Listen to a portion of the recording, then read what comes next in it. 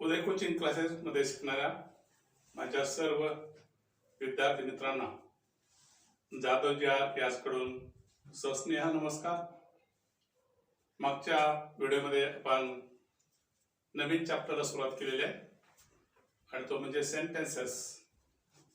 आणि प्रस्तावनामध्ये मी तुम्हाला समजून सांगितलं की सेंटेन्स कशाला म्हणतात आणि सेंटेन्सचं वैशिष्ट्य काय. तर तुम्हाला आता समजलं, sentence is a group of words that contains subject and predicate and has complete sense. That is called sentence. शब्दांचा असा समूह ज्यामध्ये उद्देश आणि विधेय असतात आणि त्याला पूर्ण अर्थ असतो, म्हणून मराठीमध्ये त्याची व्याख्या केलेली आहे, अर्थपूर्ण बोलण्यास वाक्य असे म्हणतात. जर आपल्याकडे शब्द साठा आहे आणि शब्दांच्या जाती तुम्हाला चांगल्या समजलेल्या आहेत, तर तुम्ही आता वाक्य लिहिण्यासाठी, बोलण्यासाठी, समजून घेण्यासाठी तयार आहात असं मला काही हरकत नाही. आणि म्हणून मी अगोदर तुम्हाला सर्वांना शब्दांच्या जाती शिकवल्या. त्याचा उद्देश असा की वाक्यामध्ये आम्हाला वेगळ्या प्रकारच्या शब्दांच्या जातीचा वापर करावा लागतो गरजेनुसार. आणि जर एखादा शब्द वापरता आला नाही तर काही वाक्य आपल्याला लिहिता येत नाहीत. आणि म्हणून माझी खात्री आहे तुम्ही सर्वांनी आपल्या उदय कोचिंग क्लास या व्हिडिओला सबस्क्राईब केलेलं आहे. आतापर्यंतचे सर्व व्हिडिओ तुम्ही पाहिलेले आहेत आणि तुम्हाला 8 शब्द समजल्यामुळं तुम्ही आता सेंटेन्स शिकण्यासाठी तयार झालेला आहात. काल मी सेंटेन्सेस म्हणजे काय हे समजून सांगितलं. तर आज आपण पाहणार आहोत सेंटेन्सेस कोणकोणत्या प्रकारचे आहेत, म्हणजेच काइंड्स ऑफ सेंटेन्सेस.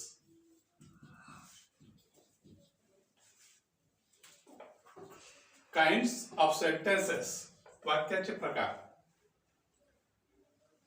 वाक्याच्या प्रकारामध्ये वेगळ्या पुस्तकामध्ये वेगळ्या प्रकारचे स्टेटमेंट आहेत. तुम्ही व्याकरणाची पुस्तकं हाताळत असाल तर त्यांच्या पद्धतीनं त्यांनी वाक्याचे प्रकार लिहिले आहेत. परंतु ओरिजिनली खऱ्या अर्थानं सेंटेन्सेस या प्रकारामध्ये आपण समजून घ्या की there are 3 kinds of sentences. वाक्याचे प्रकार किती? 3. कोणते? 1 simple sentence,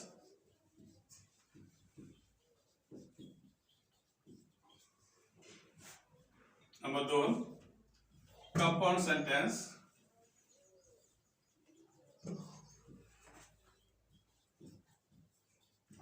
and number 3 complex sentence.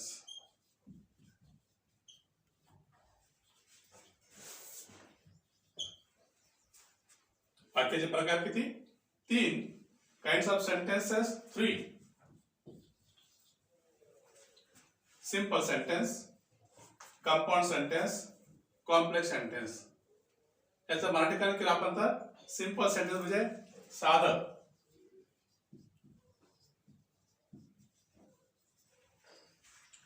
Compound sentence म्हणजे जोड वाक्य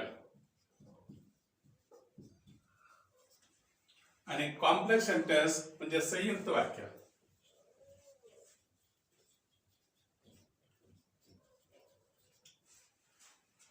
पुन्हा एकदा समजून घ्या. सिंपल सेंटेन्स साधं वाक्य, कंपाउंड सेंटेन्स जोड वाक्य, कॉम्प्लेक्स सेंटेन्स संयुक्त वाक्य. जशी जशी तुमची इंग्रजी शिकण्याचा स्तर वाढत जाईल त्या पद्धतीने हायस्कूलमध्ये, कॉलेजमध्ये वाक्याचे प्रकार समजून घेतलेले आहेत. आणि आपल्याला हे 3 वाक्य गरजेनुसार आपल्याला वापरता येतातच किंवा आलेच पाहिजेत असं मी म्हणेल. आणि म्हणून आज आपण पहिल्या प्रकारच्या वाक्याला सुरुवात करणार आहोत, that is the simple sentence. Simple sentence.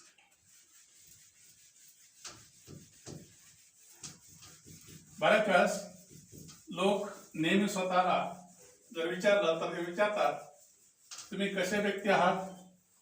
लोक विनोद सांगतात मी साधा व्यक्ती आहे. साधा व्यक्ती म्हणजे simple.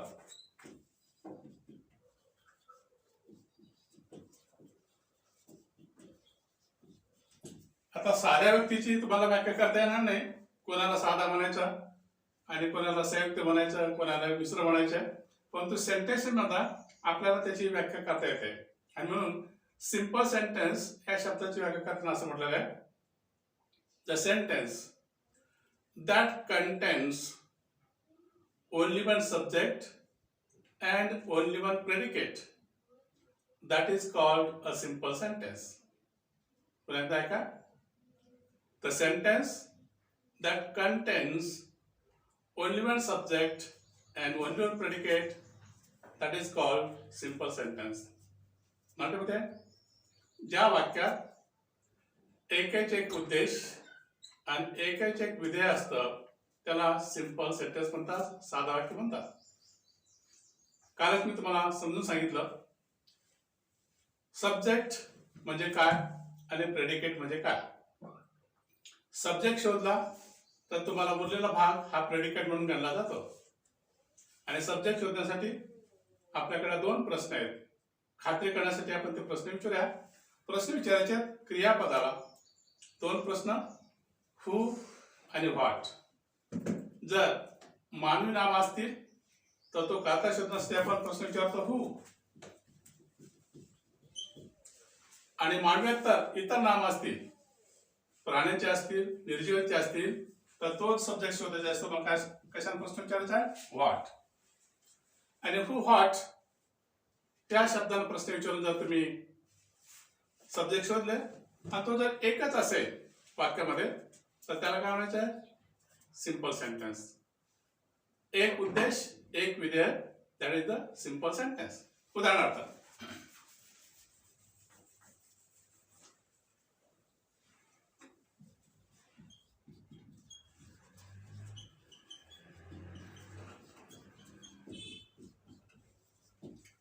He is playing cricket. He is playing cricket या वाक्यामध्ये आपला वर्ब आहे इज, आणि याला जर मी प्रश्न विचारला हू इज प्लेइंग क्रिकेट, तुम्हाला उत्तर मिळेल ही. ही ह्या वाक्याचा काय झाला, सब्जेक्ट. आणि त्यापुढे सर्व जो भाग आहे त्याला आपण काय म्हटलेलं आहे, प्रेडिकेट. मग सब्जेक्ट किती आहे, एक. प्रेडिकेट किती आहे, एक. याचं नाव काय, सिंपल सेंटेन्स. तो क्रिकेट खेळत आहे असं तुम्ही बोललात आणि एक वाक्य तयार झालं. यामध्ये एकच सब्जेक्ट एकच प्रेडिकेट म्हणून त्याला म्हणायचे simple sentence.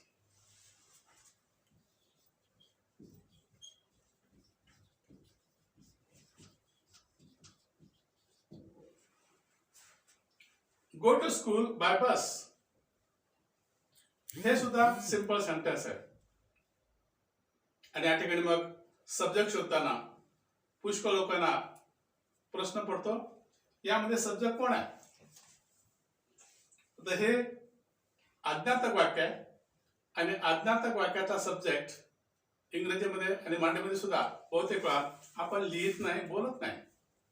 Go to school by बस ही आज्ञा दिलेली आहे कोणाला, समोरच्या व्यक्तीला. आणि समोरची व्यक्ती म्हणजे कोण, यू. म्हणजे ह्या वाक्यातला जो कर्ता आहे हा कर्ता कोण आहे, यू. यू हा सब्जेक्ट आहे आणि हा पुढला भाग काय झालाय, प्रेडिकेट. जेव्हा आपण इम्पेरेटिव्ह सेंटेन्सचा अभ्यास करणार आहोत त्यावेळेस मी हे सब्जेक्ट अंडरस्टूड कसा असतो हे समजून घेणार आहोत. पण आता तात्पुरतं या वाक्याचा सब्जेक्ट आहे यू आणि उरलेला भाग प्रेडिकेट आहे. एक सब्जेक्ट एक प्रेडिकेट.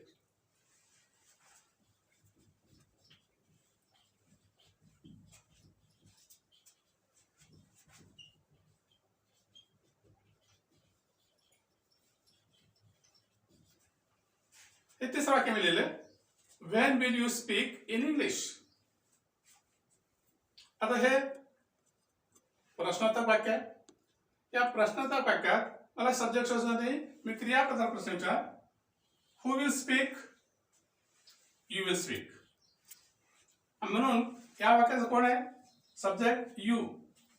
आता हे अगोदर आलेला भाग उरलेला भाग आहे आणि त्याला आपण काय म्हटलेलं आहे, प्रेडिकेट. म्हणून एक सब्जेक्ट एक predicate, that is the simple sentence.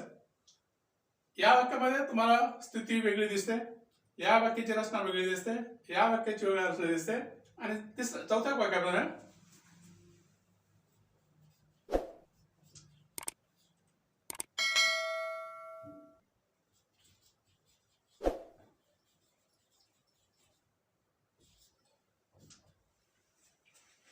Hello, how are you? Hello, how are you? यामध्ये एक प्रश्न सुद्धा आहे, परंतु सुरुवात झालेली आहे इंटरजेक्शन म्हणून याला इंटरोगेटिव्ह सेंटेन्स म्हणतात. काय म्हटलं जातं? Exclamatory sentence. So this is sentence, that is simple sentence. Second one is also simple sentence. Third one is also simple sentence. And fourth one is also simple sentence. हे चारही वाक्य साधे वाक्य आहेत. तुम्हाला जर मी कारण विचारलं, आता कारण तुम्हाला स्पष्ट सांगता आलं पाहिजे. ज्या वाक्यात एक सब्जेक्ट, एक प्रेडिकेट, एक उद्देश, एक विधेय अशी वाक्य रचना असते, त्याला म्हणायचे सिंपल सेंटेन्स. आणि म्हणून आता पुन्हा प्रश्न तुमच्या पुढे पडेल, म्हणजे चार का लिहिली? त्याचे एकच कारण, सिंपल सेंटेन्सचे चार उपप्रकार पडतात. म्हणून पहिल्या प्रथम सिंपल सेंटेन्स म्हणजे काय हे तुम्हाला धारणा समजली तर सिंपल सेंटेन्सचे आपल्याला चार प्रकार समजून घेता येतील. आणि म्हणून आज आपण शिकणार आहोत सिंपल सेंटेन्सचे चार प्रकार.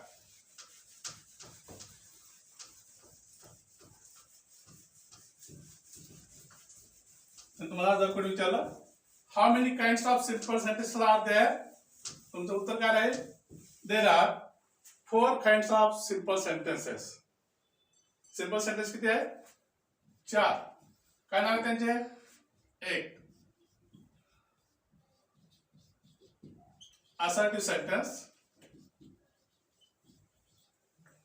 म्हणायचं विधानात्मक वाक्य. Second imperative sentence,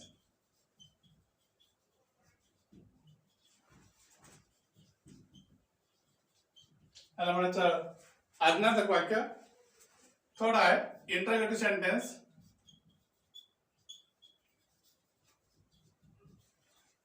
interrogative sentence याला म्हणायचं प्रश्नोत्तर वाक्य. आणि चौथा आहे एक्सक्लेमेटरी सेंटेन्स.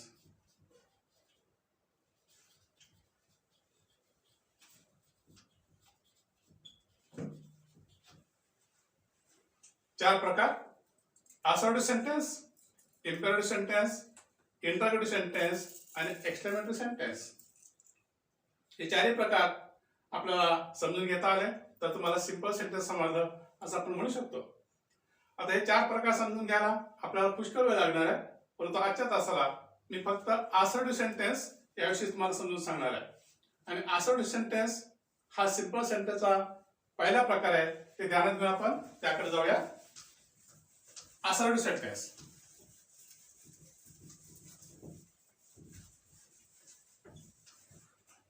याची व्याख्या केली जाते इंग्लिश मध्ये, the sentence that makes a statement that is called assertive sentence. Statement म्हणजे विधान. एखाद्या गोष्टीची आपण माहिती सांगतो आणि ती माहिती सांगत असताना जी वाक्यरचना वापरली जाते त्या वाक्यरचनाला असर्टिव्ह सेंटेन्स म्हणजे विधानात्मक वाक्य.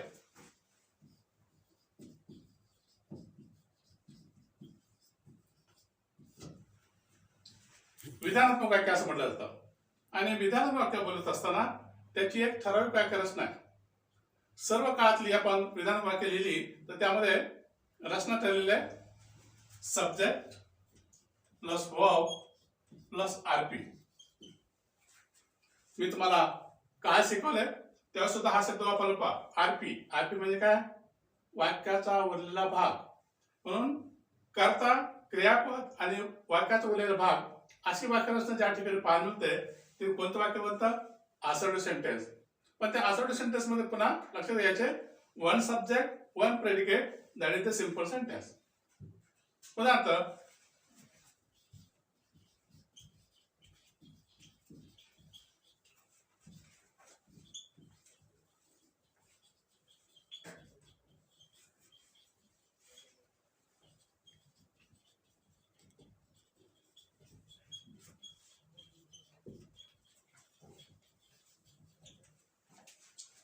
in the school, headmaster was advising to the students. In the school, headmaster was advising to the students. बऱ्याच वेळेस काही विद्यार्थ्यांना असं वाक्य वाटतं की सिंपल सेंटेन्स म्हणजे फक्त 3 शब्द 4 शब्द असं काही नाही. तुमची जशी विचारधारणा असेल, तुमची जशी गरज असेल त्या पद्धतीने तुमच्या वाक्यामध्ये पुष्कळ शब्द येऊ शकतात, परंतु यामध्ये आपल्याला पुन्हा समजून घ्यायचे की यामध्ये सब्जेक्ट कोण आहे. आपण क्रियापदाला प्रश्न विचारू आणि आपलं क्रियापद कोणतं आहे? वॉज. पहिला दोन प्रश्न विचारायचे आहेत, व्हॉट आणि हू. तर या ठिकाणी प्रश्न विचारणार who. Who was advising to the students in the school. आणि तुम्हाला उत्तर मिळालं हेडमास्टर. हेडमास्टर या वाक्याचं काय झालं? सब्जेक्ट. आणि बाकीचे सर्व शब्द त्या हेडमास्टरचं स्पष्टीकरण करण्यासाठी तो काय करत होता, कुठे करत होता, कोणाला सल्ला देत होता, वगैरे वगैरे ही सर्व माहिती तुम्हाला पाहायला मिळते. हा उरलेला भाग आहे, म्हणजे हा आरपी. पुन्हा एकदा मला समजून सांगायला आवडेल, हा आरपी नेहमी पुढेच असेल असं काही नाही. काही वाक्यामध्ये तुम्हाला याही पद्धतीने आरपी पाहायला मिळेल. इन द स्कूल हा भाग मला इथं लिहिता येईल, शेवटी सुद्धा लिहिता आलं असतं, परंतु काही लोक त्याचा वापर अगोदर करतात, काही लोक नंतर करतात.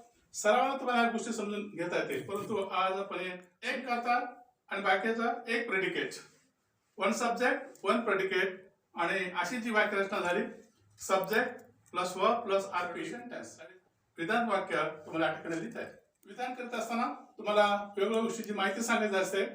त्यामध्ये क्रियापद मेन वर्ब असू शकतं, मॉडेल वर्ब असू शकतं, किंवा केवळ ऑक्झिलरी वर्ब असेल तरी सुद्धा ते सिंपल सेंटेन्स बनतात, असोर्टेड सेंटेन्स बनतात. 3 एक्झाम्पल आपण समजून घेऊ.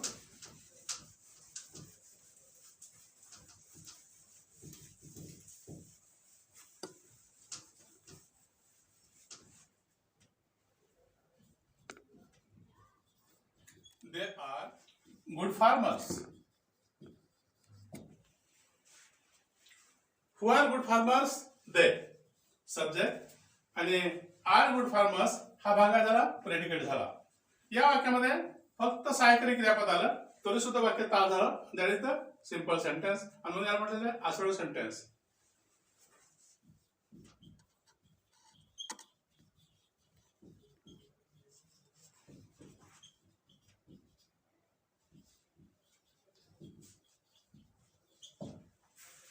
Students should learn sentences.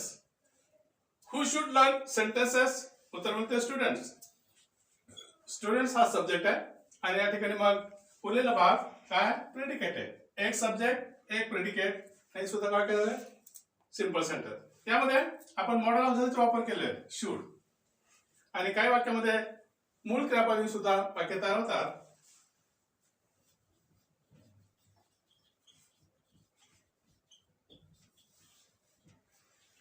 He made a kite. Who did make a kite? उत्तर मिळत आहे ही. हा सब्जेक्ट आणि हा प्रेडिकेट.